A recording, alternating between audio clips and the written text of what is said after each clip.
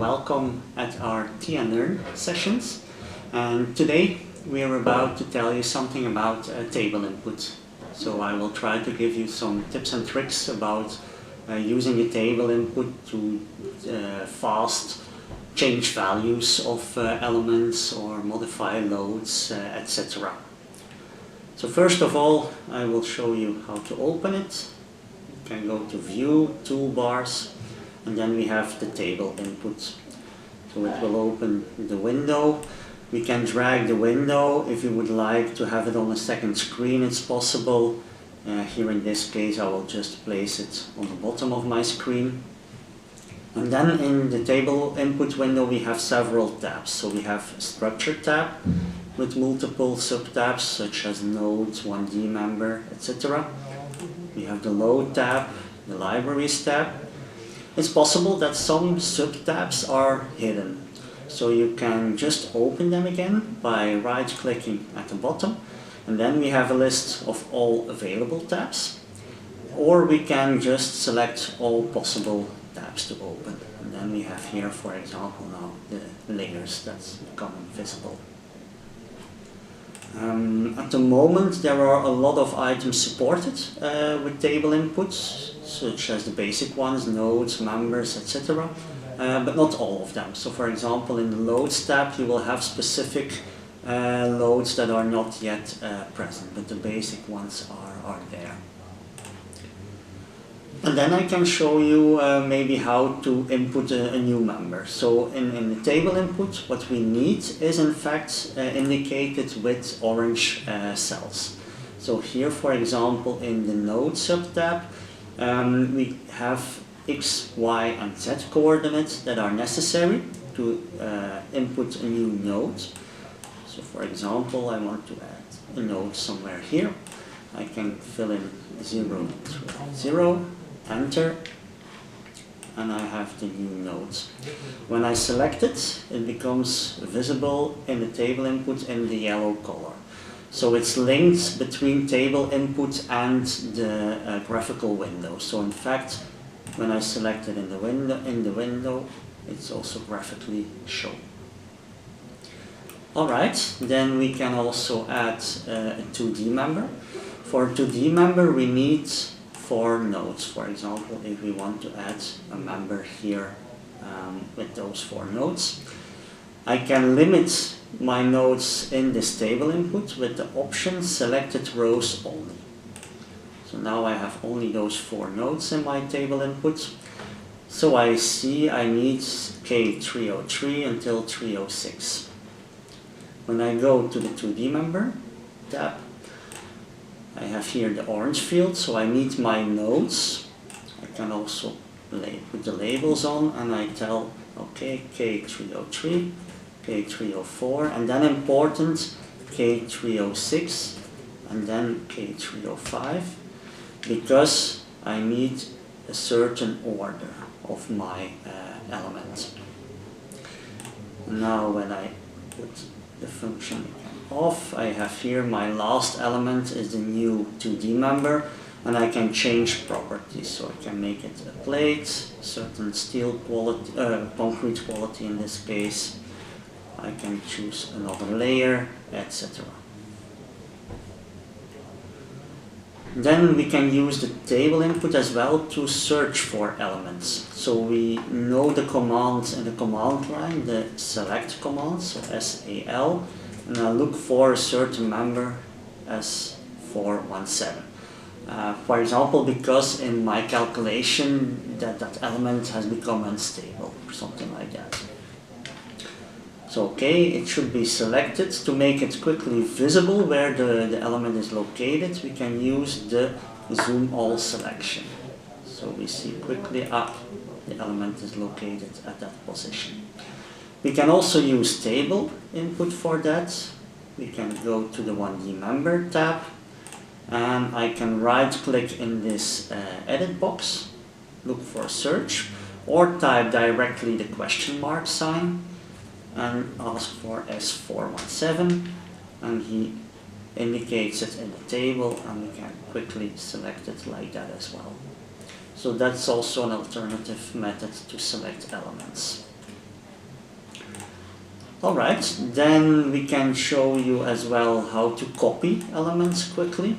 So we can take a certain part of the model, for example the part of the terrace, and I isolate it with activity by selection, like that, and delete the wall element. And now I want to copy these 5 columns. So I can see in my 1D member list I have several cross sections, ribs and columns. I want to isolate my columns, so I can do some kind of select by property command. So I take the property CS1 for my cross sections, and I have the symbol select by property in cell. So now I have selected all my elements with the property CS1. It's a bit the same as the button in the properties window, select elements by property.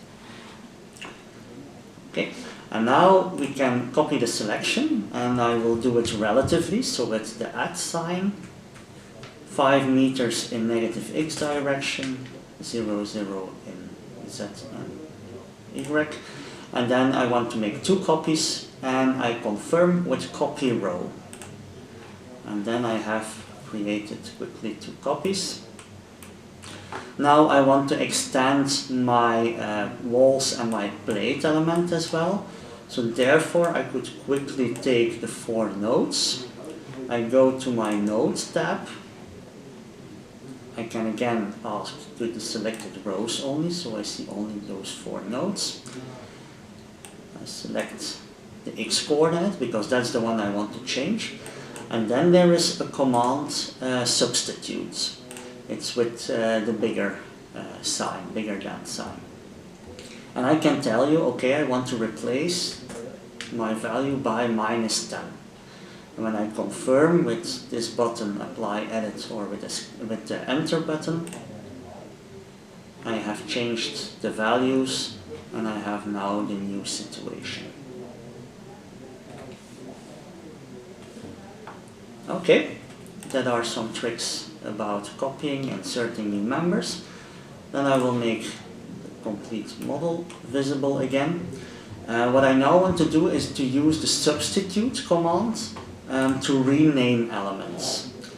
So in fact I have here a long list of elements, and I want to rename them. For example, when you would import from another software, for example Tekla, Revit, the names could become very long. It could be imported with a name as 1,003,000, etc.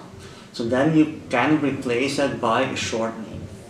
Another option is to rename them depending on the cross sections. So imagine that you want to name all your columns C1, C2, etc. All your beams B1, B2, that's possible. So for that we can use maybe first a filter. So that's with the button filter bar and table. And I can filter on cross section CS1. So only those are now visible in the table input. I take my first value. With the shift button I take my last value. And now I want to substitute it, replace it by a name starting with C1, and I confirm. So now I start from C1 until C308. You can do the same for cross section 2. Take the first one, with shift the last one, and I call them starting from B1, like that. And for the last cross section it's a rib. I can do the same, maybe with the name R1. Like that.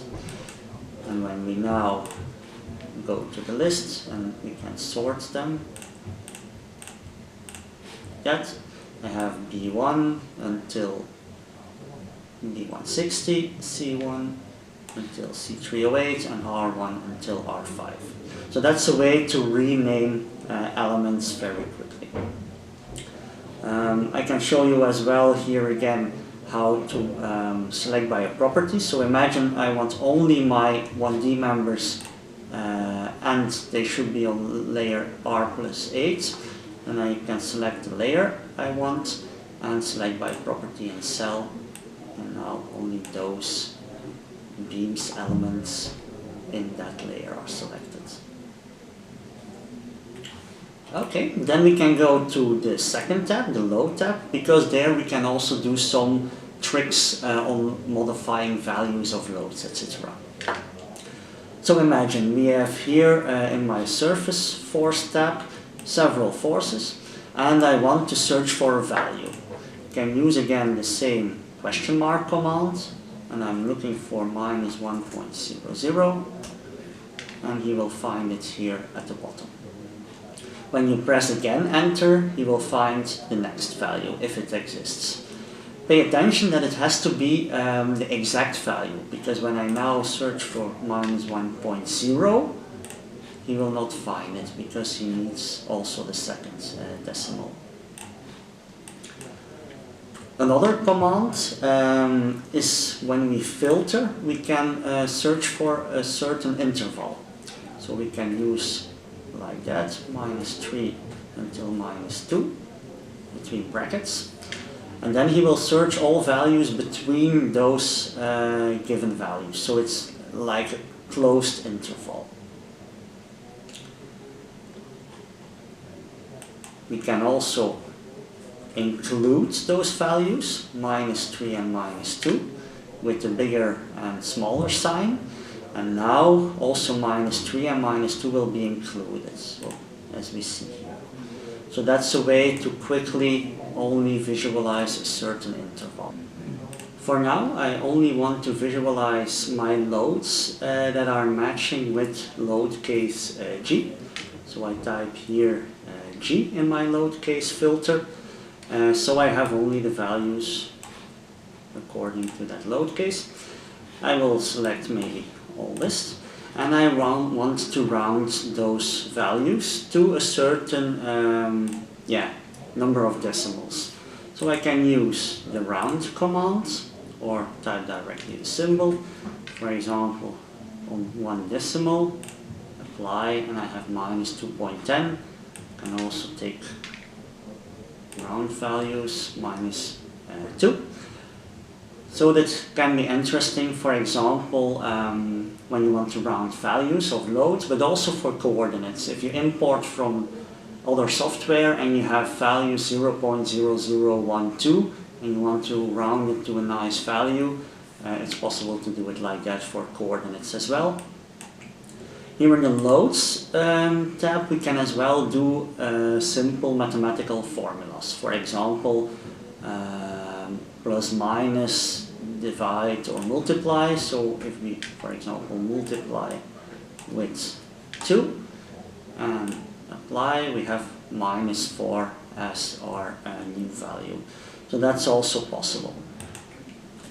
And then we can send those information, for example, to the engineering reports with this button, or directly to Excel. So let's show you engineering reports. Insert and close, or you can send it to the inbox. When we then open the report, we have here our table.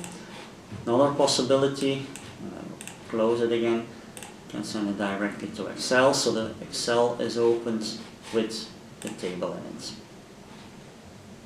Okay, and then 2 last things I want to show you. We can use the table inputs for selecting layers, put them on or off. Therefore, we can activate the activity by layers.